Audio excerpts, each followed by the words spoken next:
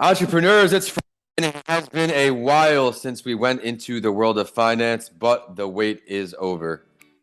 This week, we are welcoming Paul Neal, who runs a firm that focuses on helping entrepreneurs, businesses, and real estate investors win by funding their growth and dreams in non-traditional ways. So I'm excited to learn more about this. His unique perspective has been honed over 30 years as an entrepreneur, financial strategist, professional speaker, and executive coach. I learned he took the road less traveled by choosing to leave the engineering right out of college to become a serial entrepreneur. And from great early successes in the 90s and 2000s to completely losing his primary business in the Great Recession of 2008. That's right when I went into college. I remember those times, to bouncing back and just recently selling another business for a healthy seven-figure sum. Today's guest has experienced it all. I can't wait to dive in. Some other areas of discussion are going to include why you need a lending partner on your team, why the bank is not your friend, how to buy out your partner, understanding the three legs of the lending stool, how and why to own the building you rent, and for far less than you think, and so much more. I am very excited to bring on the founder and owner of Vantage Point Commercial Capital. And stay tuned for the spotlight story at the halfway point, as we are joined by an entrepreneur who helps other entrepreneurs with funding. We're going to dive into a great article from Entrepreneur Online titled 5 Things Entrepreneurs Need to Know When Raising Capital. I'm ready to kick this show off. Paul, why did you become an entrepreneur? Well, hey, Vincent, thanks for having me on, man. I'm excited to share with you and your listeners today.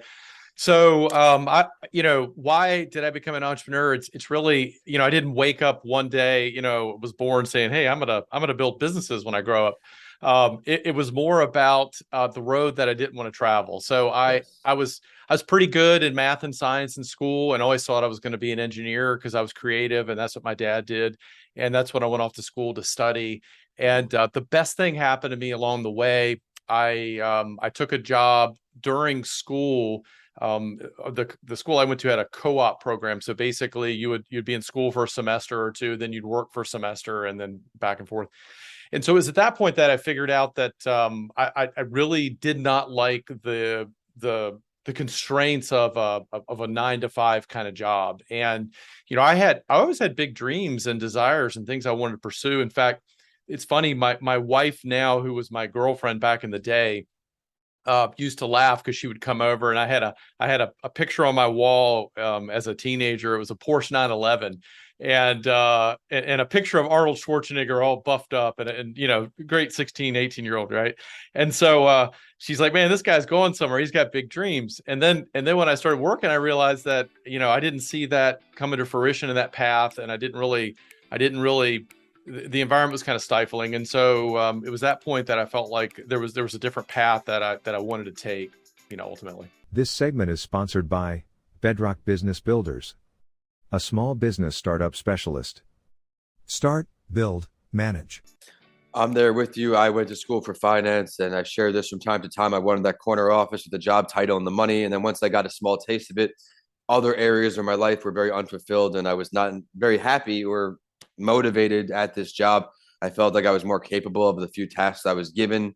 And also, I never had a mentor figure in any of my financial internships, Mm. turn jobs, PricewaterhouseCoopers, Merrill Lynch. I never really had someone that lighted the fire under my butt, that really lit it up in me. And then once the adversity came my way with the car accident, I eventually got one foot in, one foot out, said no more of that. I'm going all in entrepreneurship.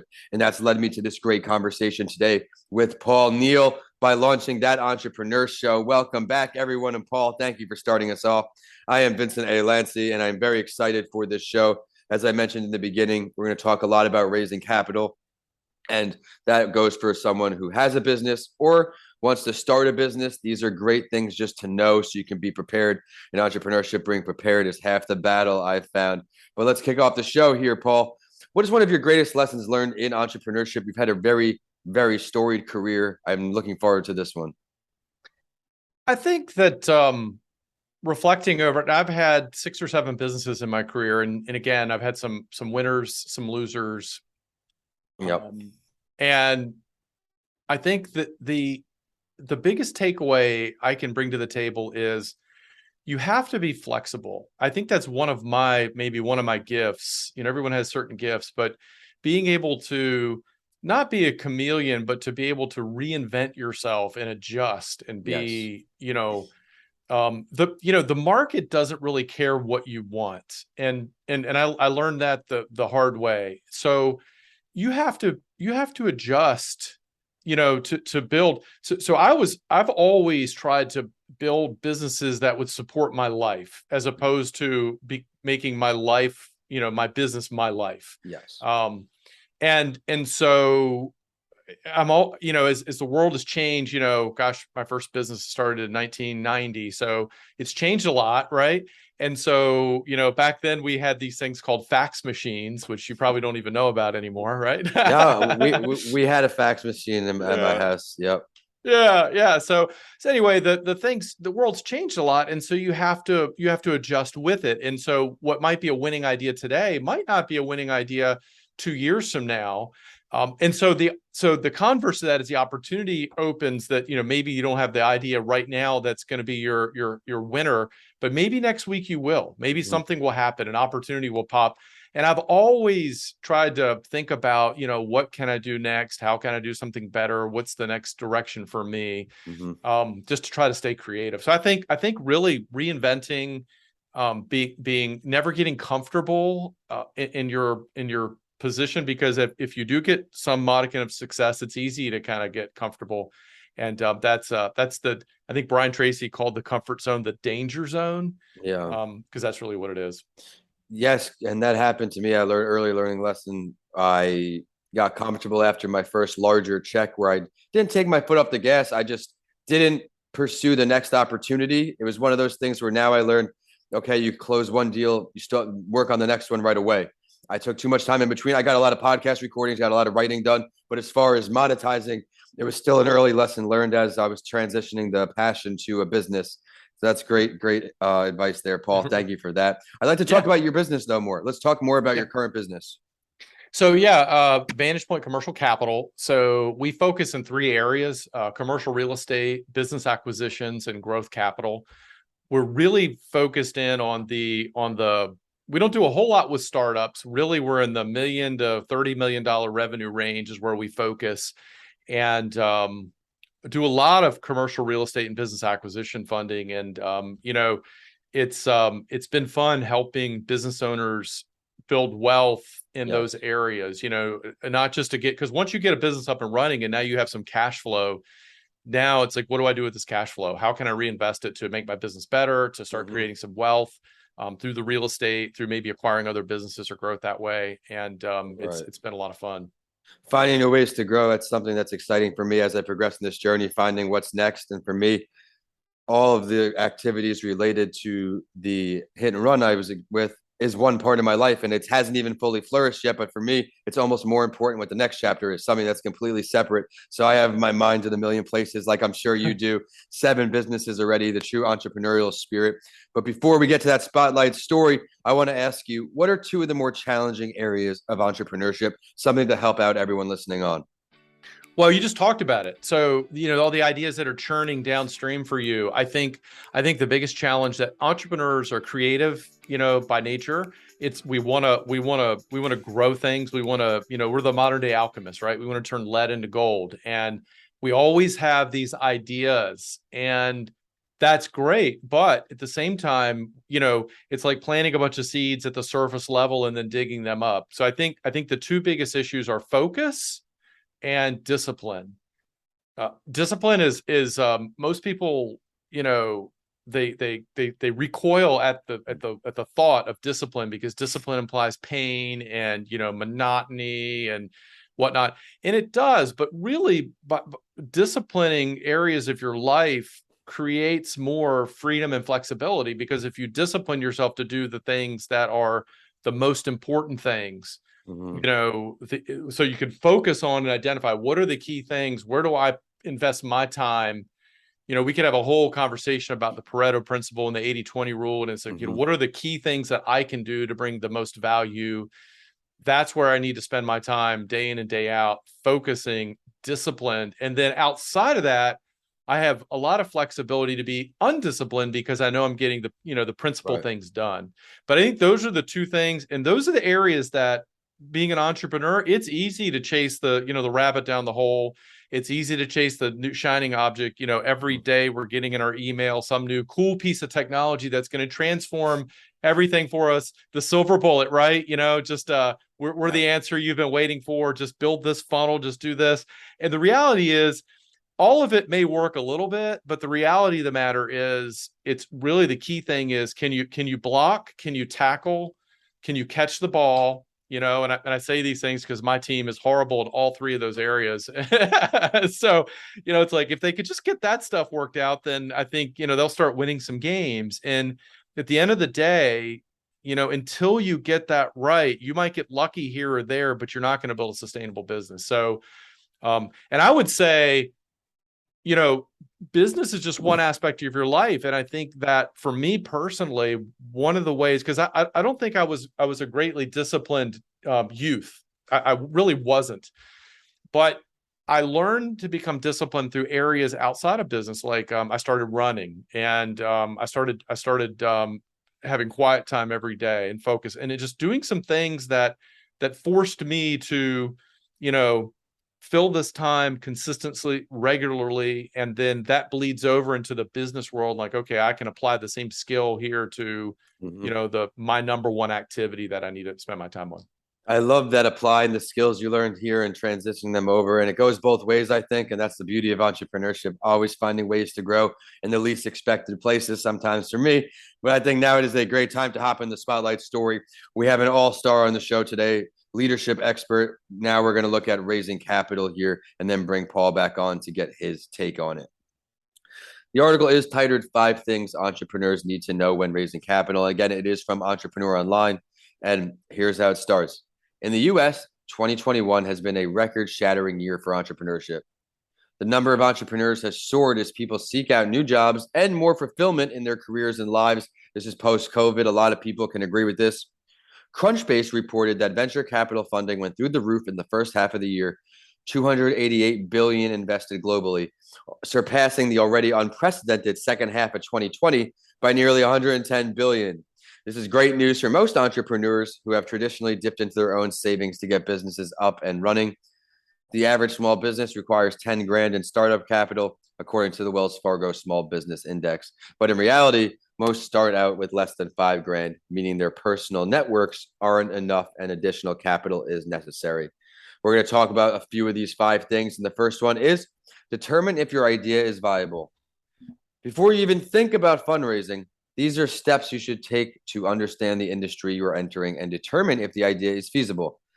Don't let your passion for your idea or your eagerness to get started interfere with your ability to objectively evaluate your idea and determine if it could be sustainable. The article has 2 words for you: market research. Conducting market research is the most effective way to gain insight into the industry, you're entering. Gauge demand, understand the competition, and determine the size of the opportunity. This is where you should devote significant resources in the early stage. Some other ones they say here: know your audience, access scalability, learn from the mistakes of others, and build a roadmap. I'd like to talk about build a roadmap.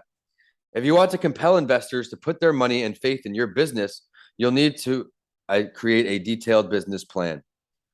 Among the standard business information, it should include the milestones you aim to reach and when. The more thorough your plan, the better. This not only helps you organize the trajectory of your business, but also lets investors in on your vision. And the last one we're going to go into detail with before bringing Paul on is assess scalability and ask yourself, if your product or service is addressing a gap in the market, is it sustainable? What is the competition like, and how crowded is this market? Are you being transparent with what you offer, and how much are you charging? In this article's experience, businesses that fail were steered by owners who weren't honest about pricing. Thoroughly exploring these questions will help you determine the scalability of your new business. Paul, what are some takeaways you have from this article? Yeah, well, I think the takeaway number one is there are a lot of people out there that want to own their own business, right? And they want to escape the hamster wheel of the job and Yeah. the 9 to 5 fluorescent Hmm. you know drain from your life. And I applaud that. I think the biggest takeaway for me just listening to it is, the idea of, is your idea viable? And I think, I talk to a lot of people that want to start businesses or they have Right. startup businesses and they want funding. And the question is, in fact, I had a group that just a couple of weeks ago I met with that have raised a decent amount of money for a product, but they've done limited testing. And, they talked to me about raising a pretty significant amount. And I asked them, well, what's your track record in terms of how do we know this is going to take off? Right. They have the plan. They have a product, or in this case, a product. But I think you can do market research all you want, and I think you can write a plan, and I think that's all critical in the very beginning. But you also have to test. You have to test your idea. You have to test your service. You have to determine, does somebody else in the market think it's worth paying you for that? At the end of the day, because if that's the case, if you can sell your idea, your product or service to one person, then you at least, okay, that's the hardest sale you ever make. And then as you start I'm an advocate of a little bit of bootstrap in the beginning, because you're testing, to try to find out. Like these guys, they did some testing and they thought their product was going to be a home run, and they found out version 1.0 was flat. Nobody was interested. But after about 6 months of trying it, they stumbled into like an alternative benefit that they hadn't considered up front that really actually has sizzle, and now people are really starting to have a lot of interest in. So I don't think you can write that out on I love planning. Planning, it's, what do they say? Plan to go to war, and then as soon as the first shot's fired, you throw your plan out. And back to my thing about reinventing and being flexible, and that's the name of the game. But if you have an idea that you can test, and that there's you can exchange dollar bills for it in a way that's profitable, or at least you could become profitable, then I think you have the seed of something that you can build on. Yes, another more great points.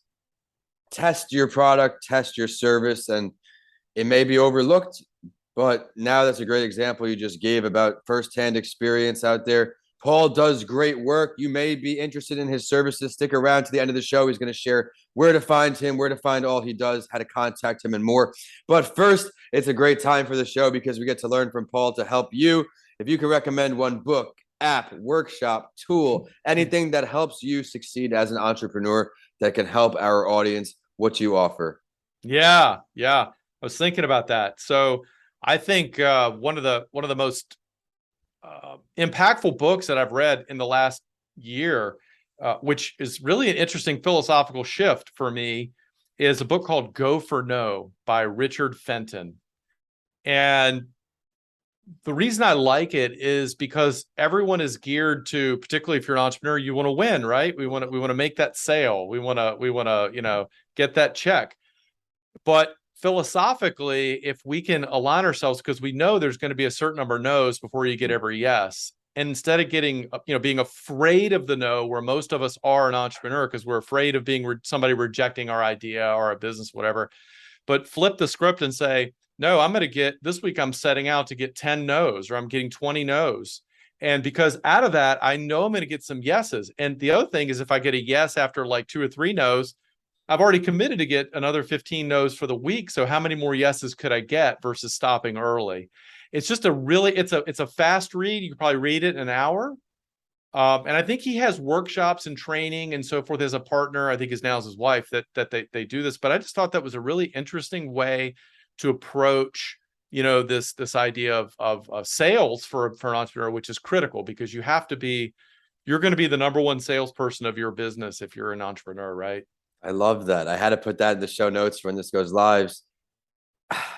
We are trained for yes, but for me, and it was hard to learn. Every no is a learning lesson. Every single time no, during the pandemic, because I'm trying to be in schools, an unfathomable amount of no's. I'm talking thousands of no's, because of no one on their emails worrying about that. So much to do. less budget, less opportunity, so much adversity, but I wasn't giving up. No. But then I started tailoring and tweaking what I was writing. And then all of a sudden I did and was able to get in contact with principals through the gatekeepers, all of that. Thank you for inspiring me from that answer and all question and all show. But for now, before we go, who would you choose to learn from? Any entrepreneur, dead or alive? Well, I'm sure he's divisive to probably half of your audience, but I would say Donald Trump today. Okay. He embodies a lot of, a lot of people don't like his personality, and I get that part, but he embodies this concept of reinventing himself always, and has been successful through lots of adversity over his life. And is still going at his age, has still got a very high level of energy, and he clearly doesn't have to work or do anything. He's got more money than the government does. So, but I think the thing that he's done so well in his life, it appears to me from the outside, is surround himself with really high quality people that are really, really smart and make good choices. And I think that's one of the secrets as well.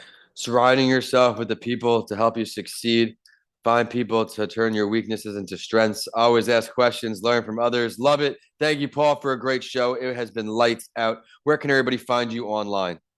Yeah. Hey, Vincent, I put together a little resource for your listeners, for entrepreneurs. It's the key questions that you must ask and get answered before you seek funding. And I popped that on my website. I put up a special page just for your listeners. And here's the website. It's VPC Victor Paul Charlie .capital. There's no .com. So VPC.capital/podcast and then a -TES for That Entrepreneur Show. Okay, resource for everyone listening on. Again, it's the key questions you must ask and get answered before you seek funding. That's at VPC.capital/podcast/TES. Paul, thank you for that offer. Is there anywhere else we can find you online? Yeah, just come to our main website, vpc.capital. Right. And our phone number's there. If you've got a funding situation, you're looking to acquire some real estate or a business acquisition or growth capital, you can click the button and schedule a 15-20 minute conversation with me. We'll just have a conversation and see if there's a fit and the timing's right, and we'd just love to have a conversation. Great. Thank you for sharing. Everyone, be sure to check out that resource and reach out to Paul if you think he is a good fit for you. And I am at Vincent A. Lancey on all social media and YouTube. Be sure to check out the YouTube for some behind-the-scenes video clips from this interview on That Entrepreneur Show on all social media. Hashtag That Entrepreneur Show to find all posts everywhere. With that, I am signing off until next week. Paul, thank you so much for stopping by.